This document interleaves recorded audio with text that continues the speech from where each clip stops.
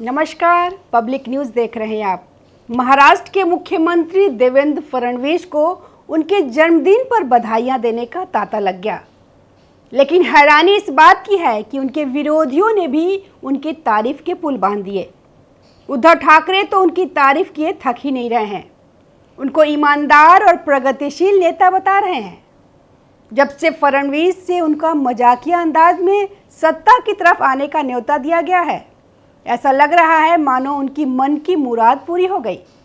उद्धव ठाकरे, जिनका भविष्य गुमनामी में जाता हुआ लग रहा है, उनको तो डूबते को तिनके का सहारा मिल गया।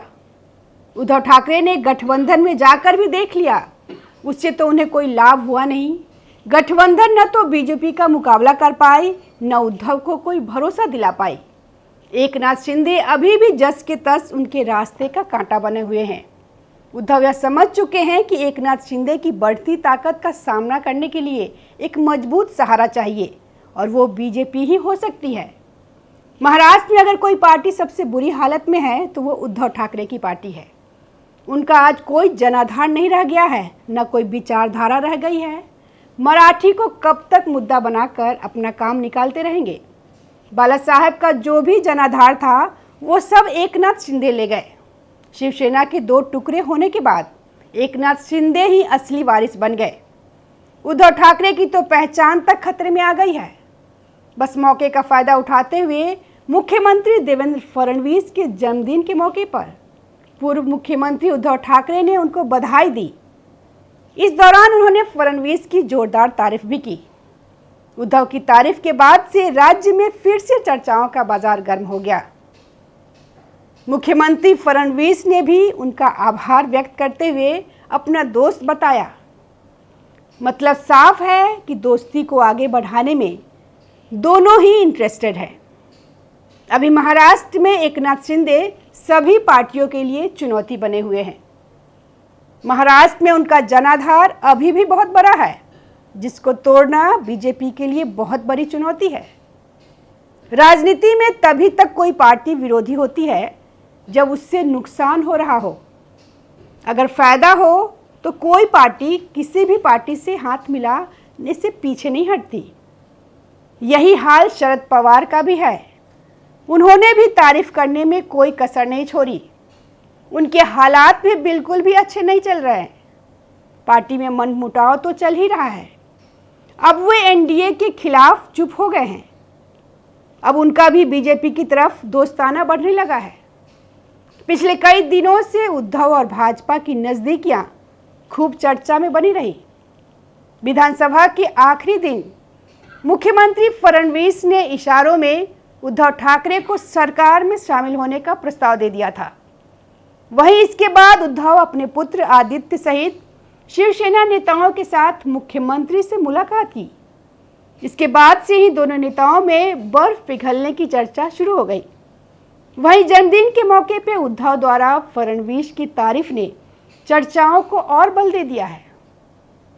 महाराष्ट्र के मुख्यमंत्री देवेंद्र फडणवीस ने अपने 55वें जन्मदिन के अवसर पर जारी कॉफी टेबल बुक महाराष्ट्र नायक में प्रशंसा के शब्द कहने पर उद्धव ठाकरे और शरद पवार का आभार जताया। नागपुर में पत्रकारों से बात करते हुए फडणवीस ने साफ किया कि वे वैचारिक तौर पर दोनों नेताओं से भले ही अलग हो, लेकिन उन्हें दुश्मन नहीं मानते। इस मौके पर महाराष्ट्र के राज्यपाल सीपी राधाकृष्णन ने राजभवन में इस पुस्तक का विमोचन किया, जिसमें फडणवीस के राजनीतिक जीवन और कार्यशैली को लेकर विभिन्न वरिष्ठ नेताओं की राय शामिल है। राष्ट्रवादी कांग्रेस पार्टी शरद पवार गुट के प्रमुख शरद पवार ने इस पुस्तक में फडणवीस के जोश और काम के प्रति समर्पण की सराहना की। उन्होंने लिखा कि जब वह फडणवीस को देखते हैं तो उन्हें अपना वह समय याद आता है जब वह 38 साल की उम्र में पहली बार मुख्यमंत्री बने थे। शरद पवार ने हल्के फुल्के अंदाज में फडणवीस की कदकाठी का जिक्र करते हुए कहा, हमारी भारी भरकम बनावट कभी मेहनत में बाधा नहीं बनी। उन्होंने यह भी जोड़ा कि फडणवीस की ऊर्जा उन्हें आश्चर्यचकित करती है। शिवसेना उद्धव ठाकरे गुट के प्रमुख और पूर्व मुख्यमंत्री उद्धव ठाकरे ने भी अपने लेख में फडणवीस की तारीफ करते हुए उन्हें एक अध्ययनशील और वफादार नेता बताया। उन्होंने कहा कि फडणवीस ने महाराष्ट्र में बीजेपी को उस समय मजबूती दी जब यह राज्य कांग्रेस का गढ़ माना जाता था।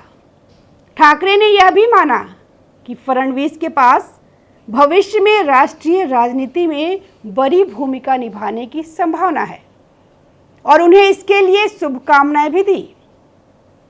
फडणवीस ने दोनों वरिष्ठ नेताओं की प्रशंसा का जवाब बहुत विनम्रता से दिया। उन्होंने कहा कि हम वैचारिक रूप से विरोधी हैं लेकिन दुश्मन नहीं हैं। पवार साहब बड़े दिल वाले और वरिष्ठ नेता हैं। उनकी टिप्पणियां मेरे लिए अमूल्य है। यह बयान उनके राजनीतिक दृष्टिकोण की परिपक्वता और सभी विचारधाराओं के प्रति सम्मान को दर्शाता है। धन्यवाद। ताज़ा खबरों से जुड़े रहने के लिए हमारे चैनल को सब्सक्राइब करें और बेल आइकन को दबाना ना भूलें ताकि हर खबर की नोटिफिकेशन आपको मिलती रहे।